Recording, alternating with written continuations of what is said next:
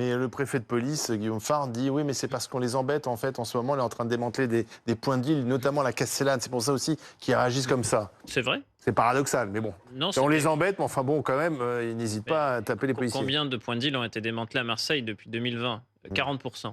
Et Ouais. c'est pas moi qui le dis, c'est le dernier rapport de la 4e chambre de la Cour des comptes. Combien ont été reconstitués à côté? Beaucoup moins que cela. Beaucoup moins que cela. Pour une raison simple, c'est que ce qui a été mis en place depuis notamment 4 ans à Marseille, ce qu'on appelle l'approche globale. C'est-à-dire qu'on demande à des compagnies de CRS d'être à demeure, d'aller tenir le terrain pour gêner le trafic. Le trafic est gêné. Il y a eu plusieurs dizaines d'arrestations, ne serait-ce que depuis le début de l'année. D'où cette réaction. Notamment, après ça, c'est pas nécessairement la réaction de toute la politique de lutte contre le trafic de stupéfiants à Marseille. Il s'avère que j'y étais la semaine dernière. J'ai pu rencontrer beaucoup des opérationnels qui luttent activement contre le trafic de stupéfiants à Marseille. Que disent-ils ? D'abord que la politique de pilonnage des points de deal, elle a pu être critiquée, caricaturée à certains égards, mais elle porte ses fruits. Il y a une division par plus de 2 du nombre de narcomicides par rapport à l'année dernière. On était monté à 47, les 2 années précédentes étant 31, on n'est même pas à 20 cette année. Qui le dit ça? Mais la conséquence de ces chiffres, c'est le fait aussi qu'on a beaucoup emprisonnés. Et qu'il y a un nombre important de trafiquants de stupéfiants qui sont derrière les barreaux. Quant à la fameuse DZ Parfois, Mafia... qu'ils continuent leurs petites affaires derrière les barreaux. On l'a vu encore récemment, on peut commanditer un meurtre alors qu'on est en prison. Pour l'un d'entre eux, mais la conséquence de la vidéo des gens de la DZ Mafia qui narguent les autorités, c'est 19 de leurs membres qui, à l'heure où on se parle, dorment sous les barreaux. Et ils sont 23. Donc il ne faudrait pas dire qu'ils ont gagné, c'est-à-dire que les policiers, au contraire, regagnent du terrain. Mais dire qu'ils ont gagné, c'est insultant pour ceux qui sont au travail. Quand vous allez au bureau de l'OFAST à Marseille, vous voyez des gens extrêmement motivés qui arrêtent d'autres personnes. Pardon, c'est pas moi qui l'ai dit, ce sont des magistrats marseillais qui avaient dit il y a quelques temps la bataille est en train d'être perdue. Nicolas Besson. Marseille se transforme en ville de narcotrafiquants. Le procureur de la République de Marseille, le même qui a annoncé que 19 personnes sont actuellement en détention provisoire, parmi celles Vous nous dites en fait non, c'est pas vrai. En ce moment, on est en train de regagner territoire par territoire.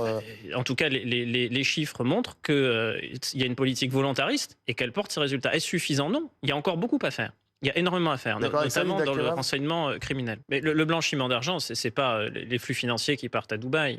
Ça c'est une partie du phénomène, mais ça ne concerne qu'une partie aussi limitée des délinquants. Le blanchiment d'argent, c'est le commerce de proximité. C'est l'établissement de nuit, c'est le bar, c'est l'établissement de jeux clandestins. C'est ça le blanchiment d'argent. Et en fait, ce qu'il faut, c'est pouvoir accélérer sur les fermetures administratives de ces établissements. Aller plus vite pour faire plus mal. Parce que c'est là que vous blanchissez. C'est localement. C'est pas... quand on a eu un bar...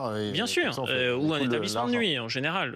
Sur ça, on accuse beaucoup de retard. Et là, effectivement, il y a des améliorations législatives. Parce que d'abord, la législation ne le permet pas toujours efficacement, parce qu'il faut démontrer qu'il y a un lien entre le trafic de stupéfiants et l'établissement en question. Ça n'est pas toujours simple. D'où, en fait, la nécessité de renforcer le renseignement criminel. Il y a un grand enjeu, c'est que quand on a voulu lutter contre l'islamisme radical dans les années 2010, on a eu une réforme des services de renseignement, une législation adoptée et un rehaussement des moyens. Et là, il faudrait faire exactement la même chose. Et c'est ce qui est en cours. C'est-à-dire, ce que je dis là n'est pas... Mais il manque quoi? Il manque une volonté politique? Il manque d'abord de transformer l'existant en un véritable service de renseignement. Il manque des moyens numériques parce que beaucoup de choses se passent, comme ça a été dit, sur les réseaux sociaux et que les enquêteurs n'ont pas toujours la possibilité d'obtenir les bonnes informations ou d'avoir une bonne coopération. Si on a emprisonné le dirigeant de Telegram, c'est pas pour rien. Tout se passe sur cette application. À l'heure où on se parle, on peut se géolocaliser et se faire livrer chez soi des stupéfiants. Les points de deal, c'est une chose, mais maintenant, effectivement, on peut être livré à domicile. En fait, là, il y a une part infime des consommateurs. Le cannabis, c'est 900 000 consommateurs quotidiens. Combien vont effectivement sur les points de deal? Une minorité d'entre eux, et en plus les plus précaires sur le plan social, qui vont en proximité et qui prennent des risques.